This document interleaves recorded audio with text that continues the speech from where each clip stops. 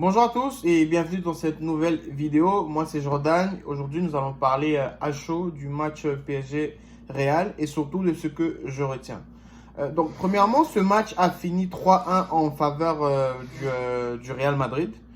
Donc le Real Madrid est qualifié pour le prochain tour pour les quarts de finale. Le Paris Saint-Germain est éliminé alors qu'ils avaient gagné le match aller 1-0 et ils menaient même au match retour 2-0. Donc il y a vraiment, ils sont partis du 2-0 pour perdre au final au cumulatif 3-2.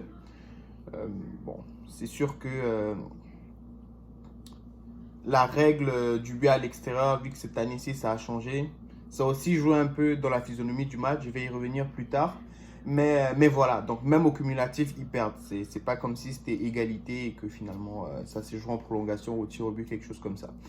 Mais comment parler de ce match sans parler de Karim Benzema? Parce que moi je pense qu'au-delà de son triplé, il a vraiment été un véritable meneur d'hommes, un véritable leader. Un peu comme en équipe de France lors de l'Euro 2021. Bien que la France soit sortie dès les huitièmes de finale, on a vraiment senti que Karim Benzema, c'était le joueur qui planait au-dessus dans cette compétition côté français. Je crois qu'il a terminé la compétition avec 4 buts, c'est quand même beaucoup. Pour 4 matchs justement, donc à peu près une moyenne de forcément un but par match, ce qui est quand même énorme vu les adversaires qu'ils avaient aussi affrontés, le championnat aussi qui est très relevé forcément. Mais pour revenir vraiment sur ce match, vraiment il a été vraiment stratosphérique au-dessus. Au contraire, par exemple, de Marquinhos, qui pour moi est à la fois responsable sur le deuxième but, parce que, voilà, comme je disais tout à l'heure, Karim Benzema, c'est le leader du Real Madrid. Et tu ne peux pas te permettre, toi, en tant que capitaine du Paris Saint-Germain, de laisser autant d'espace si près du but. Donc, moi, je pense qu'il y a quand même une certaine responsabilité à ce niveau-là. Et évidemment, sur le troisième but, il y a cette intervention-là un peu maladroite qui me rappelle un peu la main que Kimpembe fait face à Manchester United là, quelques années plus tôt. Mais voilà, on sent vraiment que la défense du PSG est très fébrile, est très nerveuse. Mais moi, je pense que la responsabilité aussi de Marquinhos, c'est pas tant l'erreur en soi, c'est plus la manière dont les événements se sont enchaînés. De prendre 2 buts comme ça, un but où le Real revient à ta hauteur et un but qui qualifie finalement le Real aussi rapidement et d'être directement impliqué dans ces 2 buts-là. Moi, je pense que en étant capitaine, pour moi, c'est quand même c'est inacceptable en fait. Surtout pour un club comme le PSG qui évidemment a des ambitions voilà, de gagner la Ligue des Champions, hein, on va pas se mentir. Et aussi, évidemment, dans l'effectif, purement l'effectif, ils ont les moyens. Je veux dire, quand tu as Mbappé, Neymar et Messi dans ton équipe, voilà, je pense que niveau individuel du moins, ça suffit déjà pour être un prétendant sérieux. Après, collectivement, c'est autre chose évidemment. Mais de toute façon, on va y revenir un peu plus tard par rapport aux deux collectifs parce qu'il y a beaucoup de choses à dire à ce niveau-là. J'ai aussi trouvé que euh, Benzema, pour revenir un peu rapidement sur lui, comme j'ai dit, au-delà de son leadership, c'était aussi dans ses efforts. Il, un peu comme, parce que ça lui arrive souvent hein, de créer des buts comme ça, hein, sur les pressions sur le gardien. En finale, en 2018, face à Karius, hein, évidemment, il a provoqué aussi l'erreur. Euh, j'ai beaucoup aussi aimé le Benzema généreux dans les efforts, le Benzema qui porte son équipe. Euh, je pense qu'il a vraiment incarné cet esprit-là de fighting spirit. C'est-à-dire que aller chercher le gardien comme ça alors que tu es mené, ça montre à quel point aussi tu es sûr de toi. C'est, en tout cas, c'est ce que j'ai aussi trouvé formidable chez lui ce soir. Il a vraiment amené son équipe, il a vraiment porté ses coéquipiers. Il a provoqué l'erreur parce que moi, oui, on peut blâmer Donnarumma pour, oui, bon, il aurait dû relancer. Certains vont dire qu'il y a faute, mais moi, je pense que c'est surtout Benzema qu'il y croit et il va vraiment provoquer cette erreur-là. Donc, chapeau à lui. Sinon, encore pour revenir côté Real Madrid,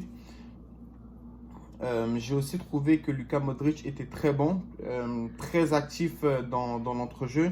tout en gardant quand même son sang-froid, même lorsque le Real était mené. Je vais le comparer à Marco Verratti forcément parce que pour moi, je considère que Verratti, c'est le métronome du Paris Saint-Germain et Modric, c'est le métronome du Real Madrid. Donc, c'est les deux meneurs, c'est-à-dire c'est les deux, voilà, c'est les deux plaques tournantes. Et moi, j'ai vraiment trouvé que côté Verratti, il était bon, mais seulement lorsque son équipe menait. Dès que le Real Madrid a égalisé, a fait 1-1, on a vraiment senti que voilà, il y avait l'influx nerveux, ça avait lâché quoi. Et du coup, ben, on a vu, hein, le PSG a fait carrément un naufrage total et s'est fait complètement engloutir par le Real Madrid. Et évidemment, hein, comme on le dit souvent, pour gagner un match, il faut gagner aussi la bataille du milieu. Et je pense que clairement, le rapport de force aujourd'hui, au départ, c'était en faveur de Verratti. Mais après, Modric a carrément élevé le niveau.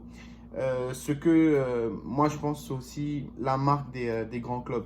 C'est pour revenir en fait au collectif, comme j'ai dit. Moi je trouve que le Real globalement dans cette partie-ci a vraiment maîtrisé son sujet. On a senti que même le fait qu'il soit mené, ça n'a pas vraiment dérangé le Real Madrid en soi. J'ai même plutôt, c'est même le contraire, j'ai l'impression aussi. L'autre joueur aussi qui m'a beaucoup plu, c'est Vinicius Junior. Ça va peut-être vous surprendre, mais moi je pense que pour moi, c'est lui le meilleur joueur du match. Certains vont dire Karim Benzema pour le triplé, je suis d'accord effectivement, mais je pense que Vinicius Junior a aussi été très bon parce que même dans les moments un peu faibles du Real, on sentait que dès que tu donnes le ballon à Vinicius Junior, tu sais, c'est un Brésilien, il va dribbler et tout, il va se passer quelque chose. Donc il avait, c'est-à-dire, Vinicius Junior, c'était un peu comme des braises, mais pas tout à fait éteintes. Tu sentais qu'il suffisait juste d'un petit coup de vent pour que voilà, le feu parte dans toutes les directions, dans tous les sens.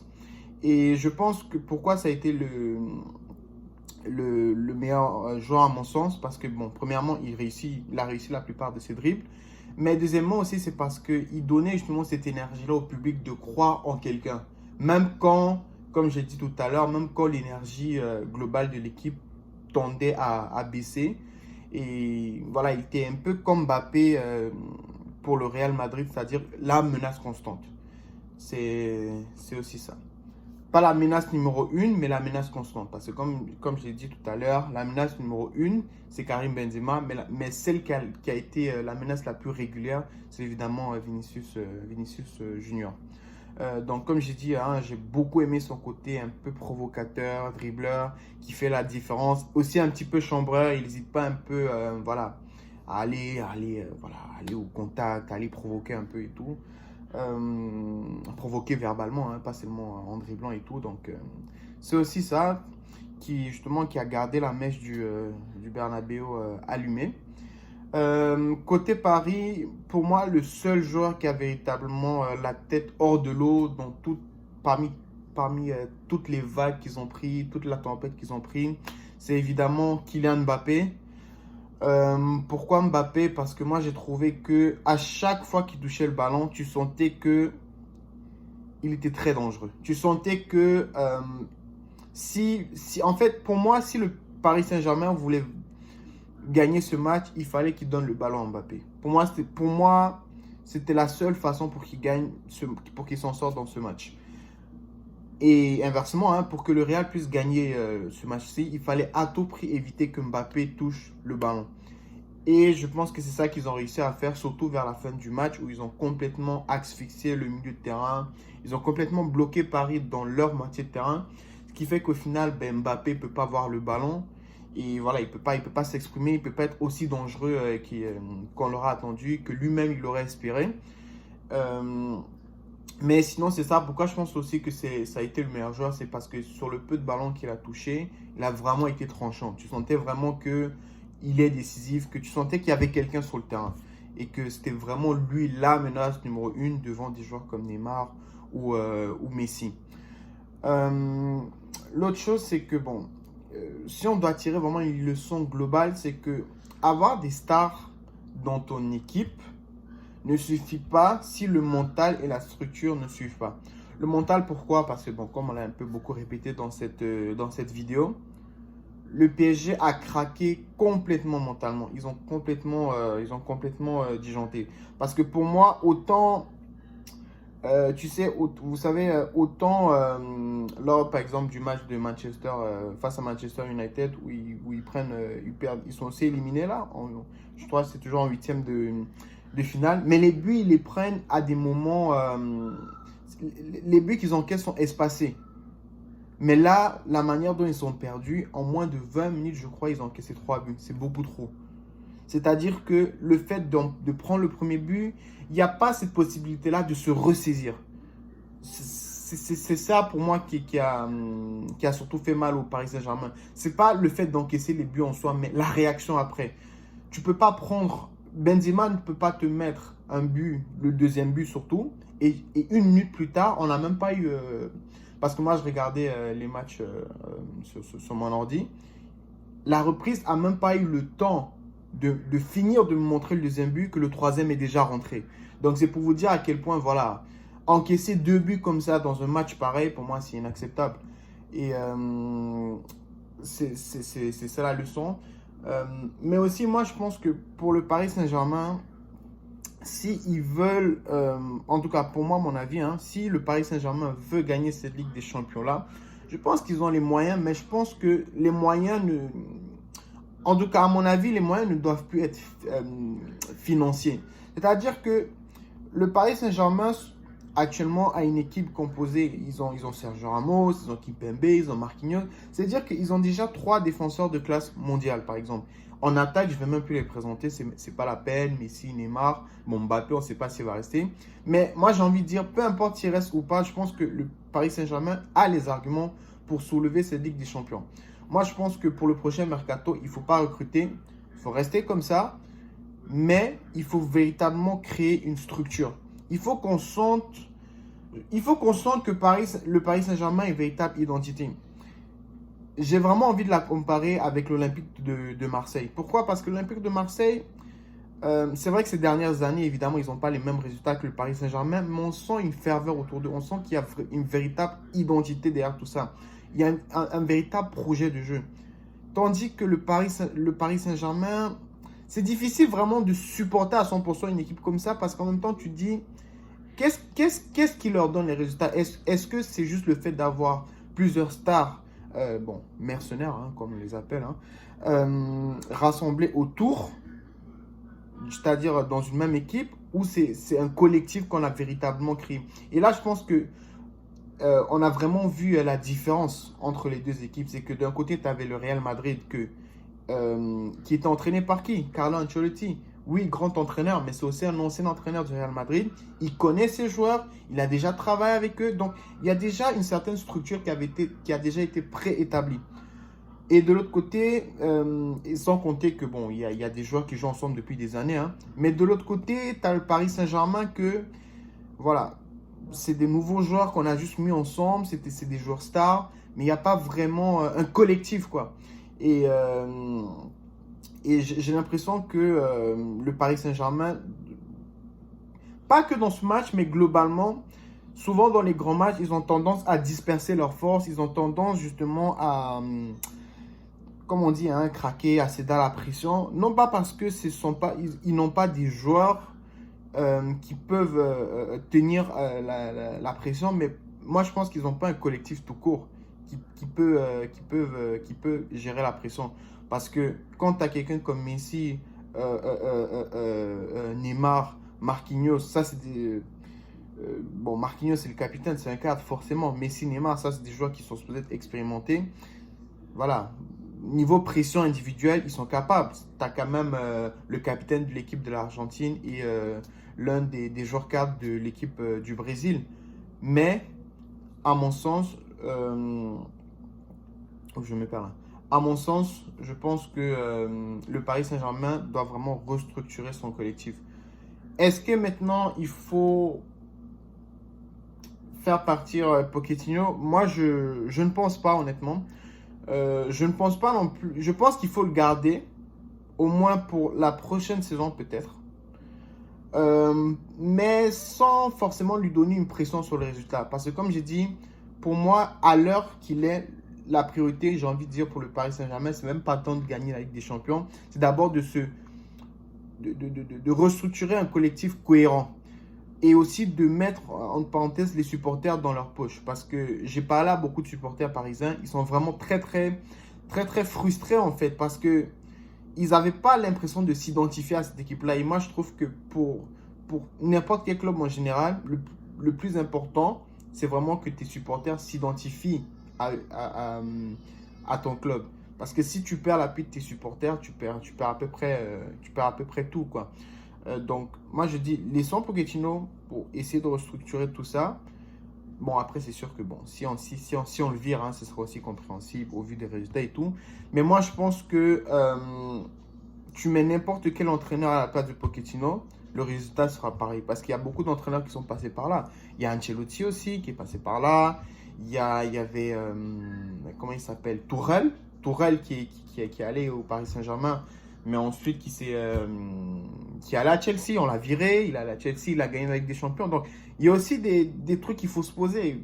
J'ai l'impression que, et justement avec Thiago Silva aussi, qui a fait le même chemin que Tourelle et qui a aussi gagné la Ligue des Champions. Donc, il y a des questions qu'il faut se poser. Est-ce les joueurs qui sont mauvais en soi ou bien c'est la structure autour d'eux qui est un peu toxique et qui les empêche véritablement d'exploiter leur plein potentiel? Parce que longtemps, on a mis la remontada face à Barcelone sur le dos de Thiago Silva parce que c'était le capitaine. Mais la vérité, c'est qu'il s'est déplacé à Chelsea et il n'a pris seulement qu'une seule année pour gagner la Ligue des Champions. Oui, c'était avec Thomas Tuchel, ils avaient déjà des relations. Mais voilà, donc, et Thomas Tuchel, cette année-là, il a quand même sorti de grandes équipes. Hein. L'Atlético Madrid de Simeone, je crois que c'était le Porto de Conceição, Porto qui avait éliminé la Juventus, si je ne me trompe pas. Le Real Madrid de Zidane et le Man City de Guardiola. Donc, quand tu bats déjà Simeone, Zidane et Guardiola, ça veut dire que tu es très fort. Donc, le Paris Saint-Germain a laissé filer un entraîneur comme ça.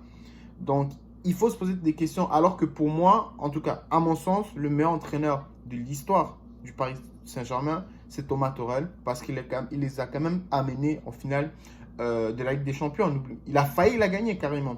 Et moi, je pense que quand... comment il s'appelle l'entraîneur actuel là Pochettino. Quand il réussit à amener Paris Saint-Germain en demi-finale, c'est juste dans la continuité de ce que Thomas Tuchel a déjà fait. Et bon, c'est pas pour lui enlever ou quoi que ce soit, mais voilà.